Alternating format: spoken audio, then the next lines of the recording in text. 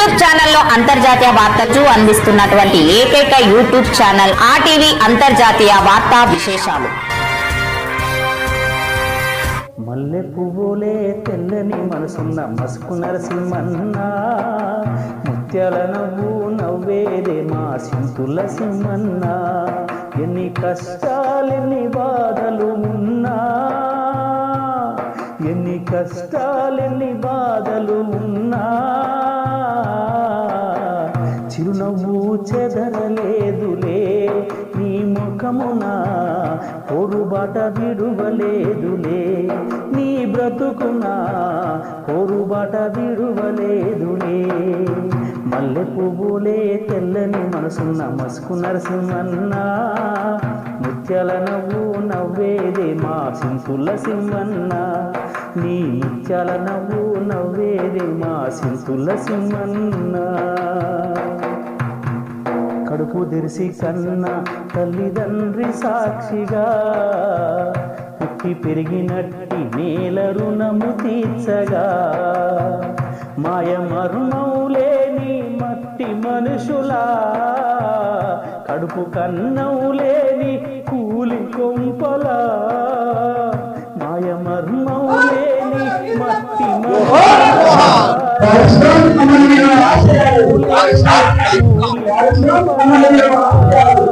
కంటి పాపమైనావు ఇంటి దీపమైనావు. వాటిలోకి నేను పోవట్లేదు. కానీ మసుకు నరసింహతో నాకున్న అనుబంధం అసెంబ్లీలో 5 సంవత్సరాల పాటు కలిసి ఉన్నాం. అప్పుడు 2004లో ఎన్నికలు జరిగినప్పుడు మొత్తం రాష్ట్రంలో 10 స్థానాల్లో మనం సిపిఎం పార్టీకి పోటీ చేశాం. ఈ 10 స్థానాల్లో 9 స్థానాల్లో కాంగ్రెస్తో ఒప్పందం కుదిరింది. ఒక స్థానంలో మాత్రం కుదరలేదు. స్నేహపూర్వక పోటీ చేసుకోవాలి అని నిర్ణయం తీసుకున్నాం. అది ఖమ్మం సీటు. అక్కడ ఏ పార్టీతో పొత్తు లేకుండా ఒంటరిగా పోటీ చేశాం. మిగతా 9 కాంగ్రెస్తో పోటీ చేశాం. పోటీ చేసిన 9లో ఒకటి అనంతపురం జిల్లాలో ఒకటి ఓడిపోయాం. 8 గెలిచాం. గెలిచిన దాంట్లో ఇబ్రహీంపట్నం. అక్కడ ఖమ్మంలో పోటీ చేసి నేను గెలిచాను. అందరం అసెంబ్లీ చేరాం. ఈ 9 మంది 2004 నుంచి 9 వరకు 2009 వరకు చేసిన 5 సంవత్సరాల కృషి చాలా ముఖ్యమైనది. ఆనాడు రాజశేఖర రెడ్డి గారు ముఖ్యమంత్రిగా ఉన్నాడు. ఆయన మెత్తగా మాట్లాడుతూనే పైకి రాష్ట్రాన్ని బాగు చేసేదానికోసం కొన్ని సంక్షేమ పథకాలని, మంచి పథకాలు కూడా కొన్ని పెట్టాడు. ఆరోగ్యశ్రీ లాంటిది, ఇంకా కొన్ని పథకాలు. ఆనాడు భూ పోరాటాలు వచ్చాయి. ఆయన అధికారంలో రాగానే భూ పోరాటాలు ఎందుకు వచ్చాయంటే, ఆనాడు నక్సలైట్తో చర్చలు జరిపే కృషిలో భాగంగా కోనే రంగారావు కమిటీ వేశారు. ఆ కమిటీ అనేక సంస్కరణలు సూచించింది. వాటిల్లో చాలా చేయలేకపోయింది గవర్నమెంట్. అందులో భాగంగా ఇళ్ల స్థలాల కోసం, ఇళ్ల కోసం మనం రాష్ట్ర వ్యాప్తంగా పోరాటాలు చేశాం. ఆ పోరాటంలో ముదిగొండలో 7 కామ్రేడ్స్ దారుణంగా బలైనటువంటి విషయం మనందరికీ తెలుసు.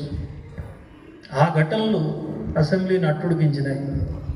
ఆ సందర్భంగా జరిగినటువంటి అనేక వాద వివాదాల్లో కానీ, ముఖ్యమంత్రితో జరిగిన ఘర్షణలు కానీ, లేక అసెంబ్లీలో జరిగినటువంటి అనేక సమస్యలు కానీ, ఈ 9 మంది శాసనసభ్యులు చాలా కీలకమైన పాత్ర నిర్వహించారు. ఆనాడు నాకు బాగా గుర్తు, ఎప్పుడు గవర్నమెంట్తో గొడవ పడదలుచుకున్నా ముందు అసెంబ్లీ వెల్లోకి పోతారు సభ్యులు. అంటే సభ జరగకుండా అడ్డుపడటానికి, మా సమస్య తేలేదాకా ఈ సభ జరగద్దు అని అడ్డుపడడానికి స్పీకర్ గారి ముందు దాకా పోయి అడ్డం పడతారు. ఈ అడ్డం పడే దాంట్లో చాలా యాక్టివ్గా ఉండేవాళ్ళు మొత్తం అసెంబ్లీలోనే మన పార్టీ నుంచి యాక్టివ్గా ఉండేవాళ్ళు. యాక్టివ్గా ఉండేవాళ్ళు 2. ఒకటి మసుకు నరసింహ, రెండోది సున్నం రాజయ్య. వీళ్ళిద్దరూ అక్కడ పార్టీకి నాయకుడిగా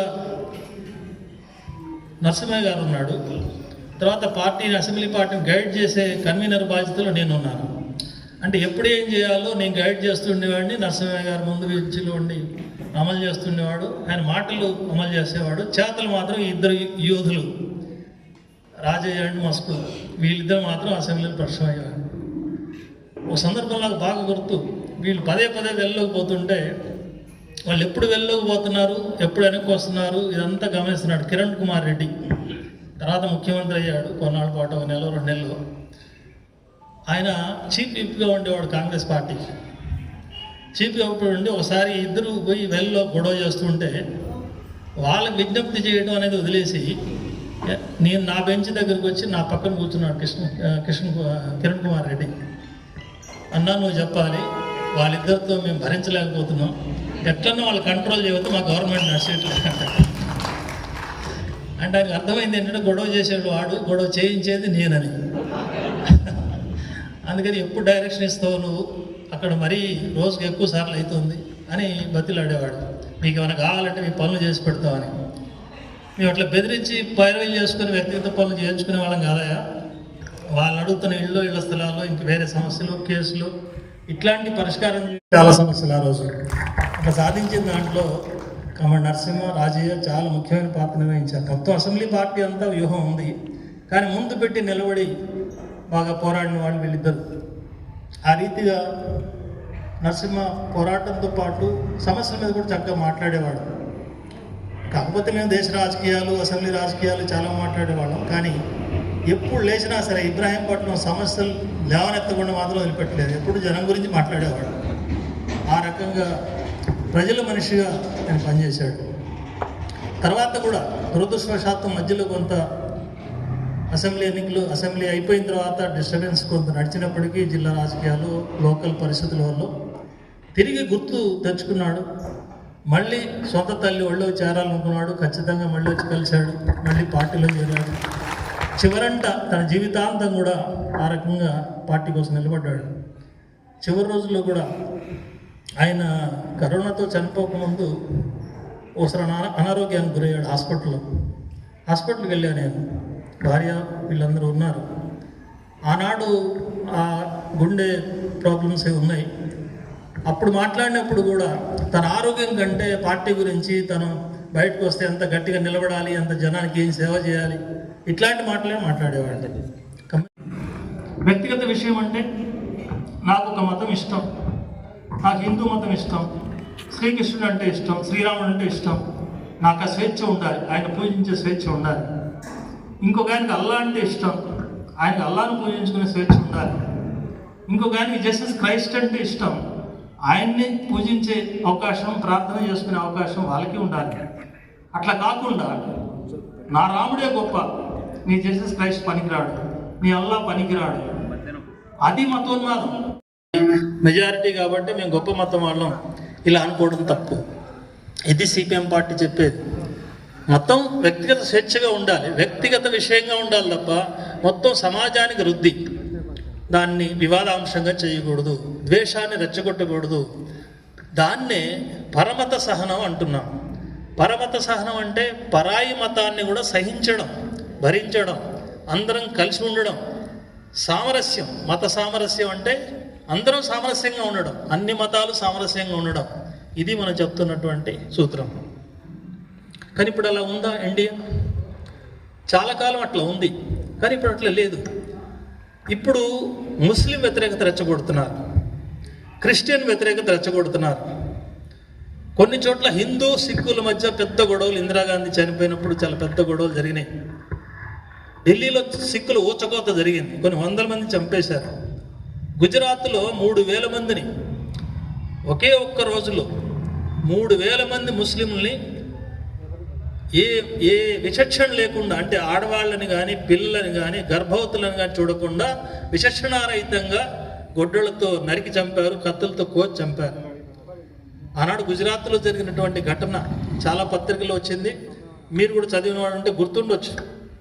గుజరాత్లో గర్భవతిగా ఉన్న ఒక ముస్లిం స్త్రీని, ఆమెను ఒక హిందూ ఉగ్రవాది పెద్ద కత్తితోటి కడుపు చీల్చి కడుపులోని పిండాన్ని కూడా తల నరికేశాడు. అంత దుర్మార్గంగా ఆ ముస్లిం వ్యతిరేకతను రెచ్చగొట్టారు. ఈ రకమైనటువంటి దాడులు చేసుకోవడం, ఇంకొక మతం వాళ్ళని హింసించడం అనేది ఈ కాలంలో బాగా పెరిగింది. ఎంత దాకా పెరిగింది అంటే ముస్లింలు గొడ్డు మాంసం తింటారని, లేదా క్రిస్టియన్లు గొడ్డు మాంసం తింటారని, కొంతమంది దళితులు తింటారని ఆవు మాంసం ఉంది అనే పేరుతోటి దళితుల మీద ముస్లింల మీద చాలా పెద్ద ఎత్తున దాడులు జరిగిన సందర్భాలు ఉన్నాయి. అక్కడ వాళ్ళు ఊచకోతకు వచ్చిన సందర్భాలు ఉన్నాయి. మాంసం వ్యాపారస్తుల్ని ఆ రకంగా హింసిస్తున్న సందర్భాలు ఇప్పటికీ జరుగుతున్నాయి. మొన్న జరిగిన బక్రీద్లో కూడా ముస్లిం ఇళ్ళ మీద దాడి చేసి వాళ్ళ ఇళ్లలో ఈ మాంసం ఉన్నదని ఫ్రిడ్జులన్నీ బయటకు తీసి చిందరవందర చేసి చాలా దౌర్జన్యం చేసినటువంటి ఘటనలు జరిగినాయి. అంతెందుకు మన తెలంగాణలోనే మెదక్ జిల్లాలో చాలా పెద్ద ఎత్తున గొడవలు జరిగినాయి మొత్తం నెల కిందనే. ఈ రకమైన నిర్మాణం ఎందుకు జరుగుతోంది? అక్కడికక్కడ ముస్లింల మధ్య హిందువుల మధ్య ఘర్షణ వస్తేనో తగాద వస్తేనో జరగట్లేదు.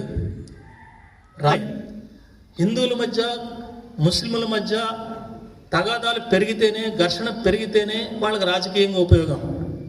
వాళ్ళకి హిందూ మతం మీద భక్తి ఏమి లేదు, హిందూ మత ఉన్మాదం మీద ఆసక్తి ఉంది. హిందూ మతం మీద భక్తి ఉంటే పూజించుకోవచ్చు, కొబ్బరికాయలు కొట్టుకోవచ్చు, ఊదుబత్తీలు వెలిగించుకోవచ్చు. కానీ వాళ్ళు ఆ పని చేయట్లేదు. ఆ పని చేయకుండా ముస్లింల మీద రెచ్చగొడుతున్నారు, పాకిస్తాన్ మీద రెచ్చగొడుతున్నారు. ఇప్పుడు మొన్న క్రికెట్ సమస్య వచ్చింది, ఇప్పుడు క్రికెట్ పోటీలు నడుస్తున్నాయి. అఖిల భారత అంటే అంతర్జాతీయ పోటీ ఉంది, వన్డే ఇంటర్నేషనల్. ఈ వన్డే ఇంటర్నేషనల్ పోటీలు ఎక్కడ జరగాలని సమస్య వస్తే కోటా ప్రకారం పాకిస్తాన్కి వచ్చేది. పాకిస్తాన్కి వస్తే మన ఇండియా టీం పోవాలా వద్దని పెద్ద చర్చ నడుస్తుంది. ఇప్పుడు అసలు రాజకీయాలకు ఆటల పోటీలకు సంబంధం ఏంటి? పాకిస్తాన్కి మనకి తగాదా ఉంటే మోడీ గారుని అక్కడ ఉన్న ప్రధానమంత్రి తేల్చుకోవాలి, మాట్లాడుకోవాలి, సమస్యలు ఉంటే పరిష్కరించుకోవాలి. ఆట ఆడే వాళ్ళకు, క్రికెట్ ఆడే వాళ్ళకు రాజకీయ ద్వేషం పెంచి మాట్లాడడం జరుగుతున్నాయి. రాబోయే కాలంలో ఇంకా పెరిగే అవకాశం ఉంది. ఎందుకని జరుగుతున్నాయి? దీనికి కారణం ఏంటి? దీనికి కారణం బీజేపీ యొక్క ఫాసిస్ట్ రాజకీయాలు. దీనికి కారణం ఏమిటి? బీజేపీ ఉద్దేశం. బీజేపీ యొక్క ఉద్దేశం కేంద్రంలో అధికారంలోకి రావడం లేదా ఉన్న అధికారాన్ని కాపాడుకోవడం, ఇదే లక్ష్యం అని చెప్పి చాలామంది అనుకుంటున్నారు. కాదు, ఇది అసలు లక్ష్యం కానే కాదు. వాళ్ళ అసలు లక్ష్యం సాధించడానికి ఈ రాజ్యాధికారాన్ని ఒక సాధనంగా ఉపయోగించుకుంటున్నారు తప్ప వాళ్ళ అసలు లక్ష్యం రాజ్యాధికారం కాదు. అంటే ఒక నది ఉంటే అవతలొడ్డుకు చేరాలనేది మన లక్ష్యం అయితే, ఆ చేరడానికి మార్గం ఏంటని చూస్తే ఒక పడవ ఎక్కి దాటుతాం. ఈ పడవ అనేది లక్ష్యం కాదు, ఇది ఒక సాధనం. అవతలొడ్డు చేరాలనే మన లక్ష్యానికి ఈ పడవ ఉపయోగపడుతుంది అంతే. బీజేపీ యొక్క రాజ్యాధికారం అనేది పడవ లాంటిదే తప్ప అవతలొడ్డు కాదు. అవతలొడ్డు ఏంటి? వాళ్ళ లక్ష్యం ఏంటి అంటే ఈ దేశంలో హిందుత్వ రాజ్యం స్థాపించడం బీజేపీ లక్ష్యం. హిందుత్వ రాజ్యం అంటే హిందువుల రాజ్యం కాదు. హిందూ అనే పదం ఉంటే అక్కడ హిందువులందరికీ రాజ్యం అని కాదు. హిందూ మతం అనేది ఒక ఏకరీతి, ఏకశిలా సదృశ్యం కాదు. ఇది దాదాపు 3000కు పైన కులాలు ఉన్నటువంటి మతం ఇది, హిందూ మతం. దీంట్లో అగ్ర కులాలు, నిమ్న కులాలు పెద్ద తేడాలు ఉన్నాయి. అంబేద్కర్ చెప్పినట్టుగా నిచ్చెన మెట్ల సిద్ధాంతం. బ్రాహ్మణ అగ్రస్థానంలో ఉంటే ఆ తర్వాత క్షత్రియులు ఉంటే తర్వాత ఇంకా వేరే వాళ్ళు ఉంటే కమ్మారెడ్డి ఈ మధ్య కాస్త పైకి ఎక్కారు. కింద శూద్రులు, గౌడో, యాదవో, ముద్రాజో ఇట్లాంటి వాళ్ళు ఉంటే వాళ్ళకంటే కింద చిన్న బీసీలు, చాకలి, మంగలి, కుమ్మరి, కమ్మరి ఇట్లాంటి కులాలు ఉంటే వాళ్ళకంటే కింద ఎస్సీలు కూడా మళ్ళీ మాల కొద్దిగా పైకి, మళ్ళీ దానికి కొద్దిగా కిందికి మాదిగా, దానికంటే కిందికి డక్కల, ఇంకా కిందికి ఇంకోళ్ళు. ఈ రకంగా నిచ్చెన సిద్ధాంతం పెట్టి హిందూ మతాన్ని మొక్క చెక్కలుగా 3000 రెక్కలుగా చీల్చినటువంటి సిద్ధాంతం హిందూ మత సిద్ధాంతం. ఈ చీలికలను ఉపయోగించుకొని రాజ్యాధికారాన్ని చేజిక్కించుకుంటే తర్వాత హిందుత్వ సిద్ధాంతం అమలు జరపడం. అంటే హిందుత్వం అంటే ఈ అగ్రకులాలదే రాజ్యం. ఈ మధ్య ఒక పెద్ద చర్చ జరిగింది, రచ్చ జరిగింది, మీ అందరి గమనంలో ఉంటుంది. తమిళనాడులో ముఖ్యమంత్రి కొడుకు ఉదయనిధి స్టాలిన్ ఆయన ఒక మాట అన్నాడు, మన దేశంలో సనాతన ధర్మం ఉంది, సనాతన ధర్మాన్ని కాపాడినంత కాలం మనం బాగుపడడం, దాన్ని పూర్వపక్షం చేయాలి, దాన్ని నాశనం చేయాలి అన్నాడు. బీజేపీ వాళ్ళందరూ కోపం వచ్చింది. సనాతన ధర్మం నాశనం చేయమంటున్నారు, వీళ్ళందరూ మన దేశానికి వ్యతిరేకులు, దేశద్రోహులని మొదలుపెట్టారు. అంటే బీజేపీ వాళ్ళ ఉద్దేశంలో సనాతన ధర్మం అంటే ఏంటి? సనాతన ధర్మం అంటే వేదాలు, మంత్రాలు, లేకపోతే బ్రాహ్మడు చేసే పెళ్ళిళ్ళు, మనం చేసే కర్మలు, కాండలు, పూజలు ఇవన్నీ కలిపి సనాతన ధర్మం అనుకొని ఈ సనాతన ధర్మాన్ని వ్యతిరేకిస్తున్నారు వీళ్ళు అని చెప్పడం వాళ్ళ ఉద్దేశం. కానీ సనాతన ధర్మం అనేది అది కాదు. మంత్రం వ్యతిరేకంగా ఇష్టమైన వాడు చేసుకుంటాడు, ఇష్టంగా వాడు దాంట్లో వేసుకుంటాడు. కానీ సనాతన ధర్మం అంటే కులధర్మం. మనుధర్మం, పెద్ద కులవాడు పెద్ద పనే చేయాలి, చాకలి బట్టలే ఉతకాలి, లేదు కుమ్మరి కొండలే చేయాలి, మంగలి చౌరాలే చేయాలి, దళితుడు చదువుకోకూడదు. ఇది మనుధర్మ శాస్త్రం చెప్పింది. ఆ మనుధర్మ శాస్త్రాన్ని, కులధర్మాన్ని, కుల ఎక్కువ తక్కువల్ని, కుల వృత్తుల్ని యథాతథంగా అమలు చేయాలని కోరుకునేది సనాతన ధర్మం. ఆ సనాతన ధర్మాన్ని అమలు చేయాలని కోరుకునేది బీజేపీ వాళ్ళు, ఆర్ఎస్ఎస్ వాళ్ళు. దాన్ని వ్యతిరేకిస్తుంది ద్రవిడోద్యమం కానీ, లేదు అభ్యుదయ ప్రతిపక్షం కానీ, వామపక్షం కానీ, కమ్యూనిస్టులు కానీ దీన్ని వ్యతిరేకిస్తున్నారు. సనాతన ధర్మం పోతే ఎవరికి లాభం? హిందూ మతంలో ఉన్న అత్యధిక సంఖ్య 99% మందికి లాభం. అది వాళ్ళకి సమానత్వం వస్తుంది, విముక్తి వస్తుంది, అంటరాంతనం పోతుంది, కుల వివక్షత పోతుంది, కులాలన్నీ సమానమైన సిద్ధాంతం ముందుకు వస్తుంది. ఇది మనకు ఉపయోగం. అందుకే మనం కోరుకుంటున్నాం. బీజేపీ అది కోరుకోవట్లేదు. కోరుకోకపోగా దాన్ని శాశ్వతం చేయాలని చూస్తాం. దాన్ని శాశ్వతం చేయాలంటే ఇక్కడ అసలు కిటుకుంది. ఈ సనాతన ధర్మాన్ని శాశ్వతం చేయాలంటే, మన ధర్మాన్ని శాశ్వతం చేయాలంటే వాళ్ళకు పెద్ద ఆటంకం ఉంది. వాళ్ళకి ఏమిటి ఆటంకం? డాక్టర్ అంబేద్కర్ అధ్యక్షతన ఏర్పడిన రాజ్యాంగ పరిషత్ రూపొందించినటువంటి రాజ్యాంగం ఏదైతే ఉందో, భారత రాజ్యాంగం, ఇది అడ్డం పడుతోంది. ఈ రాజ్యాంగం ఉన్నంతకాలం వాడు ఇష్టం వచ్చినట్టుగా మార్పులు చేయడానికి వీల్లేదు, రిజర్వేషన్లు ఎత్తేయడానికి వీల్లేదు, స్త్రీ పురుషులు సమానమే అనే సిద్ధాంతం రాజ్యాంగంలో ఉంది. అది కాదు అని చెప్పి స్త్రీని వంటింటి కుందేలుగా చేసే శాసనాలు చేయడానికి వీల్లేదు. అంటరాంతరం ఉండకూడదని శాసనం ఉంది రాజ్యాంగంలో. అది అమలు జరుగుతుందా లేదా, దాంట్లో లోపాలు ఏంటి, అది పక్కన పెడదాం. ఆ లోపాలు ఉన్నాయి. కానీ సూత్రం మాత్రం రాజ్యాంగం చాలా స్పష్టంగా చెప్పింది. ఒక సమానత్వ సూత్రాన్ని చెప్పింది రాజ్యాంగం. ఈ రాజ్యాంగం రేపు మన రాజ్యం వస్తే ఇంకా అభివృద్ధి చేయాల్సిన అవసరం ఉంటుంది. ఇంకా దాంట్లో సరిపోయినంత సరుకు లేదు. కానీ ఇప్పుడున్న పరిస్థితుల్లో ఈ మాత్రం స్వేచ్ఛ, ఈ మాత్రం సమానత్వం, ఈ మాత్రం అట్టడుగు కులాల వాళ్ళు కూడా చదువుకునే అవకాశం, కొంత సంపాదించుకునే అవకాశం, కొంత ఆస్తి వెనకేసే అవకాశం, ఉద్యోగం సంపాదించే అవకాశం, చదువుకునే ఏమీ లేకుండా పోతే, ఈ రాజ్యాంగం లేకపోతే, ఈ రాజ్యాంగాన్ని ముక్కచెక్కలు చేయాలనేది బీజేపీ యొక్క దృఢమైనటువంటి లక్ష్యం. ఎందుకని? ఈ కుల వ్యవస్థని ఘనీపింపజేయాలంటే, దీన్ని యథాతథంగా అమలు చేయాలంటే, తక్కువ కులం వాళ్ళందరినీ అణిచివేయాలంటే, శూద్రులాగానే గత కాలంలో, వేదకాలంలో ఏ రకంగా అయితే వాళ్ళని చాకరీ చేసే వాళ్ళుగా ఉంచారో అట్లాగే ఉంచాలంటే ఈ రాజ్యాంగం అడ్డం వస్తుంది. ఈ రాజ్యాంగం లేపేయాలి. రాజ్యాంగం లేపేయాలంటే ఒక పార్టీగా మాత్రమే ఉండి రాజ్యాంగాన్ని తీసేయంటే వాడు తీసేయడు. రాజ్యాంగం తీసేయాలంటే వాడికి పవర్ కావాలి, అధికారం కావాలి, పవర్లో ఉండాలి. మీకు మొన్న జరిగిన ఎన్నికల్లో బీజేపీ వాళ్ళు ఒక లక్ష్యం పెట్టుకున్నారు, 370 సీట్లు సంపాదించాలని. ఈ 370 అంటే ఏంటి? ఇది చాలామందికి అర్థం కాలేదు. 370 అంటే ఏదో ప్రతి పార్టీ 540 సీట్లు ఉన్నాయి పార్లమెంట్లో కాబట్టి ఎక్కువ గెలవాలి అని కోరుకుంటోంది, అందుకని 370 అన్నదేమో అనుకుంటే పొరపాటు. 370 అనే సంఖ్యలోనే ఒక రహస్యం ఉంది. ఏంటి రహస్యం అంటే, మొత్తం 543 పార్లమెంట్ సభ్యుల్లో 370 వస్తే 3x200 మెజారిటీ వస్తుంది. 3x200 మెజారిటీ రాజ్యాంగాన్ని సవరించడానికి కావాలి. 370 సొంత పార్టీలోనే ఉంటే ఇంకెవరిని చంద్రబాబు నాయుడునో, నితీష్ కుమార్నో బతిలాడాల్సిన అవసరం లేదు, కాళ్ళు పట్టుకోవాల్సిన అవసరం లేదు. అంబేద్కర్ రాసిన రాజ్యాంగం చెత్తపుట్లో పడేయచ్చు, 3 నిమిషాలు మార్చేయచ్చు పార్లమెంట్లో. అతి వాళ్ళ లక్ష్యం. రాజ్యాంగం ఎందుకు మారుస్తున్నారు? రాజ్యాంగం మార్చడానికి కారణం కుల వ్యవస్థని ఘనీభవింపజేయడం, ఏ కులవాడిని ఎక్కడ అణిచుంచాలో, ఎక్కడ ఎవడి నెత్తి మీద కాలు పెట్టడం కోసం. ఇది బీజేపీ యొక్క కుట్ర. దీనికి వ్యతిరేకంగా మనం ఫైట్ చేయకపోతే, అంటే బీజేపీని అధికారంలో నుంచి తొలగించాలంటే సింపుల్గా అధికారంలో ఉన్న పార్టీని తొలగించమనడం, ఆ పార్టీని అధికారంలోకి తెమ్మనడం ఇది సహజమే కదా ఎన్నికల్లో. ఆ సహజంగా వచ్చే సింపుల్ నినాదం కాదు బీజేపీని తొలగించడం అనేది ఇవాళ ప్రతిపక్షాలు చెప్పేది కానీ, సిపిఎం పార్టీ చెప్పేది కానీ. బీజేపీని తొలగించకపోతే దేశ ఐక్యత ఉండదు, దేశ ఉనికి ఉండదు, దేశంలో ఉన్న సెక్యులరిజం, ప్రజాస్వామ్యం అనేది ఇన్ని సంవత్సరాలుగా 70-80 ఏళ్ళుగా మనం అనుభవిస్తున్న ఈ హక్కులన్నీ ఉండవు, రాజ్యాంగం కూడా ఉండదు. ఈ ప్రమాదం ఉన్నది. ఈ మతోన్మాదాన్ని పెంచడం ఎందుకు? మరి రాజ్యాంగంలో 370 సీట్లు రావాలి. 370 సీట్లు రావాలంటే, అంటే హిందుత్వం అమలు జరపాలంటే రాజ్యాంగం మార్చాలి. రాజ్యాంగం మార్చాలంటే వీళ్ళకి సొంత మెజారిటీ రావాలి. సొంత మెజారిటీ రావాలంటే ప్రజలు ఓటేయాలి. ప్రజలు ఓటేయాలంటే ప్రజలు ఏం చూసి ఓటేయాలి? వీడు ఉద్యోగాలు ఇస్తే ఓటేస్తారు, భూమి ఇస్తే ఓటేస్తారు, ధరలు తగ్గిస్తే ఓటేస్తారు, స్త్రీలకి సౌకర్యాలు ఇస్తే ఓటేస్తారు, యువకులకి విద్యార్థులకి ఉద్యోగం, ఇట్లాంటివన్నీ ఎవరికి కావాల్సిన వాళ్ళకి సమకూరిస్తే అప్పుడు కుప్పలు తప్పలు ఓట్లేస్తారు. ఇవన్నీ చేసే దమ్ము, ధైర్యం కానీ, ప్రణాళిక కానీ, ఆర్థిక కార్యక్రమం కానీ బీజేపీకి లేదు. ఇవి చేయలేదు. ఇవి చేయకుండా కూడా ఓటు రావాలి. అప్పుడేం చేయాలి? అప్పుడేం చేయాలంటే మనకు మీకు సింపుల్ ఉదాహరణ చెప్తాను. ఖమ్మం జిల్లా, నల్గొండ జిల్లా, లేకపోతే ఇబ్రాహీంపట్నం డివిజన్ ప్రాంతాలు అట్లా కాకుండా ఊళ్ళో ఘర్షణ పెట్టారనుకోండి. ఘర్షణ పెట్టి అవతల పార్టీ వాళ్ళు అవతల పార్టీ, యువతల పార్టీ అని ఘర్షణ పెట్టారనుకోండి. అప్పుడు ఈ ఇంటి మీద కాకి ఆ ఇంటి మీద వాళ్ళదు, ఆ ఇంటి మీద కాకి ఈ ఇంటి మీద వాళ్ళదు, వాడి ఇంటికి మనం భోజనాన్ని పోయి మన ఇంటికి వాడు భోజనాన్ని రాడు.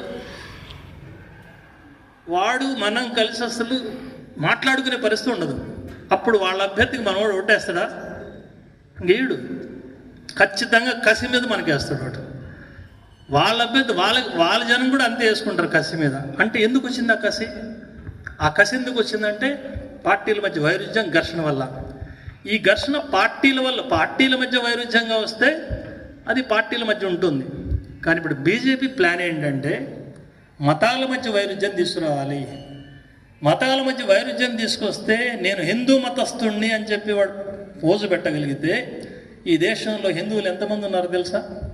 మొత్తం 100 మందిలో 85 మంది 86 మంది హిందువులే ఉన్నారు. మిగతా క్రిస్టియన్లు కానీ, ముస్లింలు కానీ, సిక్కులు, పార్సీలు, జైనులు వీళ్ళందరూ కలిపితే మిగతా 15 మంది.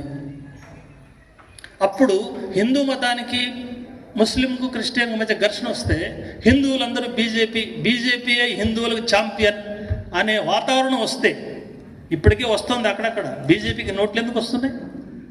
ఇబ్రాహీంపట్నంలో అన్ని ఓట్లు ఎందుకు వచ్చినాయి? లేకపోతే ఖమ్మం జిల్లాలో, నల్గొండ జిల్లాలో ఇంత వామపక్ష ఉద్యమం ఉంటే ఇంకా తక్కువ వచ్చినాయి మిగతా చోట్ల కంటే. అయినా వచ్చినాయి కదా. ఈ ఓట్లు ఎందుకు వచ్చినాయి? వాళ్ళు ఏం సేవ చేస్తూ వచ్చినాయి? మన అమరవీరులు ఉన్నారు. భాషా చనిపోయాడు, నరహర్ చనిపోయాడు, లేకపోతే మస్కు నరసింహ లాంటి వాళ్ళు ప్రతినిధిగా ఉన్నప్పుడు చేసిన సేవలు ఉన్నాయి. కమ్యూనిస్ట్ పార్టీ ఉద్యమాలు చేసి పంచిన భూములు ఉన్నాయి, చేసిన గొడవలు ఉన్నాయి. ఇవన్నీ సాధించిన ఓట్లేదు. ఇది ఎక్కించడం అనేది బీజేపీ యొక్క ఉద్దేశం. ఇది దేశంలో ఎంతగా ఎక్కితే అంతగా వాళ్ళు సక్సెస్ అవుతారు. అందుకే బీజేపీని ఓడించాలి, బీజేపీ వ్యతిరేక శక్తులందరినీ ఐక్యం చేయాలి. ఇట్లా ప్రయత్నాలు మనం ఎన్ని చేసినా సరే బీజేపీ ఎక్కువ వస్తూనే ఉంది. కారణం ఏంటి? వాడు సమస్యల మీద నిత్య జీవితంలో ధరలో, నిరుద్యోగమో, ఇంకొకటో ఇల్లు, స్థలమో ఈ సమస్యల మీద కేంద్రీకరించట్లేదు. వాడు కేంద్రీకరించేది మతాల మధ్య చిచ్చు పెడుతున్నాడు. ఎప్పుడైతే చిచ్చు పెడతాడో మెజార్టీ మతస్థులందరూ ఏమైనా మన హిందూ మతం వాడికి ఓటేసుకుందాం అనే ఫీలింగ్ వస్తుంది. ఇది చాలా డేంజరస్. ఈ మతోన్మాదాన్ని మనం వ్యతిరేకించాల్సిన అవసరం ఉంటుంది. వ్యతిరేకించకపోతే ఈ దేశంలాగా ఉండదు. అనేక సంవత్సరాలుగా, 100 సంవత్సరాలుగా హిందువులు, ముస్లింలు, సిక్కులు అందరూ కలిసి ఐక్యంగా అన్నదమ్ములాగా జీవించినటువంటి దేశం మంది. అనేక భావాలు ఉన్నాయి, అనేక వైరుధ్యాలు ఉన్నాయి, కానీ అందరం కలిసి ఐక్యంగా ఉన్నాం. ఇక్కడ మిగతా వాళ్ళందరినీ దేశం నుంచి ఎళ్ళగొడితే, ఇప్పుడు పౌరసత్వ చట్టం బిల్లు తీసుకొచ్చాడు బీజేపీ వాడు, దాన్ని ఇంకా అమలు చేయట్లేదు. దాన్ని పూర్తి స్థాయిలో పార్లమెంట్లో చేయాలి. ఇది చేస్తే జరిగేది ఏంటి? ఈ దేశంలో ముస్లింలు ఉండరు. ఇంకా ఎక్కడికి పోవాలి మరి వాళ్ళు? ఈ దేశంలో ఇన్నాళ్ళు ఉన్న వాళ్ళు ఇక్కడ కాదు అని వెళ్ళగొడితే ఇప్పుడే కొత్తగా తీసుకుంటారా ముస్లిం దేశాల వాళ్ళు? ఎవడైనా ఎందుకు తీసుకుంటాడు? కాబట్టి ఇది దేశంలాగా మిగిలే పరిస్థితి ఉండదు. ఈ ప్రమాదాన్ని నివారించడానికి మనం చెప్పేది దీనికి ప్రత్యామ్నాయం సెక్యులరిజాన్ని అమలు జరపాలి. సెక్యులరిస్ట్ దేశంగా మన దేశం ఉండాలి. ఒక మత దేశంగా ఉండకూడదు. అది హిందూ మతం కావచ్చు, క్రిస్టియన్ కావచ్చు, ముస్లిం కావచ్చు. మతం వ్యక్తిగత విషయానికి పరిమితం కావాలి అనేది దీనికి ప్రత్యామ్నాయంగా మనం చెప్తున్నాం. సెక్యులరిజం అనగానే కొంతమంది మనమే తప్పుడు ప్రచారం చేస్తున్నారు. ఏమని? వీళ్ళకి దేవుళ్ళు దయ్యాలు పట్టవు, సెక్యులరిజం అంటే దేవుడికి వ్యతిరేకం, సెక్యులరిజం అంటే మతానికి వ్యతిరేకం, సెక్యులరిజం అంటే పూజలకు పునస్కారాలకు వ్యతిరేకం అని చెప్తున్నారు. అప్పుడు దేశంలో ఎక్కువ మంది పూజ అంటే ఇష్టపడతారు, దేవుడు అంటే ఇష్టపడుతున్నారు. కాబట్టి ఎప్పుడైతే కమ్యూనిస్టులో లేదా ఈ మాటలు ఈ దేవుడికే వ్యతిరేకం అని చెప్తారో ఈ మాటలు అవసరం లేదని అనుకుంటారని వాళ్ళ ఆశ. ఇది జరుగుతుంది. కానీ వాస్తవంగా సెక్యులరిజం అంటే అది కాదు. సెక్యులరిజం అంటే మతాన్ని 3 అంశాల్లోంచి కంప్లీట్గా తీసేయాలి, వ్యక్తిగత అంశంగా ఉంచాలి. వ్యక్తికి స్వేచ్ఛ ఉండాలి. ఫస్ట్ ఆ మాటే చెప్పాను. ఏ మతాన్ని అనుసరించడానికైనా, ఏ దేవుణ్ణి పూజించడానికైనా ప్రతి వ్యక్తికి స్వేచ్ఛ ఉండాలి. ఆ స్వేచ్ఛ ఇప్పుడే కాదు, కమ్యూనిస్ట్ రాజ్యం ఏర్పడిన తర్వాత కూడా ఆ స్వేచ్ఛ ఉంటుంది, ఆ మతం ఉంటుంది, ఆ దేవుడు ఉంటాడు, దేవుడు గుడి కూడా ఉంటుంది. మనం చెప్పేది ఏంటంటే ఒక మూడు చోట్లకే మతాన్ని తీసుకురావద్దు, మిగతా చోట్లకి తీసుకుపోండి అంటున్నాం. ఏంటో 3 చోట్లు? ఒకటి, రాజకీయాల్లోకి మతాన్ని తీసుకురావద్దు. ఎందుకని? రాజకీయాలు అంటే ఉంటుంది, ప్రభుత్వంలోకి వస్తే పరిపాలిస్తే నీ మతం ఒక్క ప్రజలనే కాదు కదా పరిపాలించేది, మొత్తం అందరు ప్రజల్ని పరిపాలించాలను, అందరు ప్రజలకు సంబంధించి కూడా రాజకీయాలు చెప్పాలను. రాజకీయ పార్టీగా ఉండేవాడు నేను ఒక మతం వాడికే ఇళ్ళు ఇస్తాను, ఇంకో మతం వాడికి ఇయ్యను అంటే రాజకీయ పార్టీ ఎట్లా కరెక్ట్ అవుద్ది? అందుకని రాజకీయ పార్టీ ఏదైనా, అది బీజేపీ కావచ్చు, కాంగ్రెస్ కావచ్చు, కమ్యూనిస్టులు కావచ్చు, రాజకీయ పార్టీగా ఉంటే మొత్తం అన్ని మతాల ప్రజల గురించి నువ్వు మాట్లాడాలి, అన్ని మతాల ప్రజలకు ఇళ్ల గురించి మాట్లాడాలి, అన్ని మతాల ప్రజలకు ధరల గురించి మాట్లాడాలి. ఇప్పుడు ధరలు ఈ మధ్య ఒక గొడవ చేశారు, దుకాణాలకు పేర్లు పెట్టాలన్నారు. కన్వర్ యాత్ర అని ఒక యాత్ర జరిగింది ఉత్తర భారతదేశంలో, ఒక దేవుడి యాత్ర. అది ఆ యాత్ర జరిగే దారిలో భక్తులందరూ పోతున్నప్పుడు తిరణాల కాడ అన్ని కొట్లు పెట్టుకుంటారు కదా అమ్ముకోవడానికి, అట్లే 100,000 కొట్లు పెడుతున్నారు. బీజేపీ గవర్నమెంట్ ఉత్తరాఖండ్లో ఇంకా పక్కనున్న బీజేపీ గవర్నమెంట్లు ఆ 2-3 రాష్ట్రాలు, దారిలో ఉన్న 2-3 రాష్ట్రాల్లో ఒక ఆర్డర్ పాస్ చేసినాయి. ఏమనంటే ఈ దుకాణదారులందరూ ఆ దుకాణం మీద ఓనర్ పేరు రాయాలి అని. వాడు ఉద్దేశం ఏంటంటే అక్కడ కూడా హిందువులకి ముస్లింలకు ఘర్షణ పెట్టాలని. ఆ ఓనర్ పేరు ఏం రాస్తాడు? యాకూబ్ ఖాన్ అని రాశాడు అనుకో ఓనర్ పేరు. ఈ పొయ్యే వాళ్ళలో హిందువులు కదా పొయ్యేది. యాకూబ్ ఖాన్ కొట్లో మనం కొనొద్దు, అక్కడ టీ తాగొద్దు, ఆ హోటల్కి పోవద్దు. మిగతా ఇంకెవడో చలపతిరావో, మన్మథరావో, ఆశ్రమో, ఈ శాస్త్రో ఆయన పేరు ఉంది అనుకోండి, ఇది మనోడిది, అందుకని దాంట్లో పోవాలి, టీ తాగాలి అని ఆ గిరాకంతా అటు పోవాలి. ఈ ముస్లిం దుకాణాలు కానీ, క్రిస్టియన్ దుకాణాలు కానీ, యోసఫ్ అన్న, జోసఫ్ అన్న వాడి దుకాణం బోరు, ఆహ్యా ఖాన్ అన్న, యాహ్యా ఖాన్ అన్న వీడి దుకాణం బోరు. ఇది వాళ్ళ ప్లాన్. ఇది ఎంత దుర్మార్గం ఇది! దీన్ని మనం ఖండించాం. మనం చెప్పింది ఏంటంటే బోర్డు పెట్టదలుచుకుంటే నీ దగ్గర దొరికే పదార్థాల పేర్లు పెట్టుకో, ఓనర్ పేరు పెట్టొద్దు. నా దగ్గర చికెన్ బిర్యానీ ఉందనుకుంటే చికెన్ బిర్యానీ ఉందని పెట్టుకో, లేదు మేక బిర్యానీ ఉందంటే మేకన్ బిర్యానీ అని పెట్టుకో, లేకపోతే ఏమీ లేదు నాకు వంకాయ కూర ఉందనుకుంటే వంకాయ కూర పెట్టుకో. ఆ పదార్థాల పేర్లు పెట్టు, ఏది ఇష్టమైన వాడు తింటాడు, అంతే తప్ప ఈ ఓనర్ పేరు ఉండకూడదు మనం చెప్పాం. వాడు ఒప్పుకోవట్లేదు, ఇంకా నడుస్తుందా తగాద, ఏమైతే చూడాలి. కోర్టు కూడా వెళ్ళింది ఆ కథ. ఈ రకమైనటువంటి పరిస్థితి ఉండకూడదు. రాజకీయాల్లో ఒక మతం వస్తే ఇట్లాంటి సమస్యలు వస్తాయి. ఆ గవర్నమెంట్ రాజకీయంగా బీజేపీ గవర్నమెంట్ కాబట్టి ఈ పేర్లన్నీ ఇట్లా పెట్టాలని చెప్పి నిర్ణయాలు చేసింది. అందుకని ఆ రాజకీయాలు స్వచ్ఛంగా ఉండాలి. రాజకీయ ప్రణాళికలు కానీ, రాజకీయ కార్యాచరణ కానీ, కార్యక్రమాలు కానీ ఇవన్నీ మతాలకు అతీతంగా సాగాలి అనేది ఒకటి. రెండో విషయం, ప్రభుత్వంలో కూడా మతం అనేది ప్రమేయం ఉండకూడదు. ఒకసారి ప్రభుత్వం ఏర్పడిన తర్వాత, ఇప్పుడు రేవంత్ రెడ్డి ప్రభుత్వం ఏర్పడింది. రేవంత్ రెడ్డి ప్రభుత్వం ఈ బ్రిడ్జి శంకుస్థాపన చేసేటప్పుడు మంత్రం చదవాలనుకోండి, మంత్రం ఎవరిని పిలవాలి? బ్రాహ్మణ్ని తీసుకొచ్చి పెడితే అది హిందువులకు మాత్రమే సంబంధించింది ఆ బ్రిడ్జి. ఆ బ్రిడ్జి మీద హిందువు మాత్రమే నడుస్తాడా? ముస్లిం కూడా నడుస్తాడు, క్రిస్టియన్ కూడా నడుస్తాడు, పార్సీలు అందరు నడుస్తారు. మరి అందరు ప్రార్థనలు కూడా అక్కడ చేయాలి. అందరు ప్రార్థనలు చేయడం సాధ్యమవుతుందా? సాధ్యం కాదు. అందుకని గవర్నమెంట్ అనేది ఒక మతానికి చెందిన కార్యకలాపాలు చేపట్టకూడదు. నీ ప్రారంభోత్సవంలో కానీ, శంకుస్థాపనలో కానీ, లేదు నీ గవర్నమెంట్లో ప్రమాణ స్వీకారం, ప్రభుత్వం నుంచి మతాన్ని తీసేయాలి. ప్రభుత్వంలో ఉన్న మనిషి, విద్యలో ఉన్న మనిషి, అంటే విద్యలో ఉన్న టీచర్ కానీ, స్టూడెంట్ కానీ, ప్రభుత్వం నుండి మంత్రి కానీ, ఎమ్మెల్యే కానీ, లేక రాజకీయాల్లో ఉండే నాయకులు కానీ, వాళ్ళకి మతం అవసరం లేదని మనం చెప్పట్లేదు. వ్యక్తిగతంగా చూసుకో, నువ్వు ఇంట్లో చూసుకో. లేదు బయట గుడి ఉంది, ఆ గుడి దగ్గరికి నీ ఇష్టం పో. గుడి సమిష్టిగా పెట్టినావు, సమిష్టిగా పెడితే అందరూ పోవాలని కండిషన్ ఏం లేదు, ఇష్టమైనోడు పోతాడు. ఆ సౌకర్యం కల్పించడం తప్పేం కాదు. ఆ రకమైనటువంటి విభజన తీసుకురాగలిగితే మత సామరస్యం ఉంటుంది. అప్పుడు ప్రజలందరూ కూడా అన్నదమ్ములుగా జీవించే అవకాశం ఉంటుంది.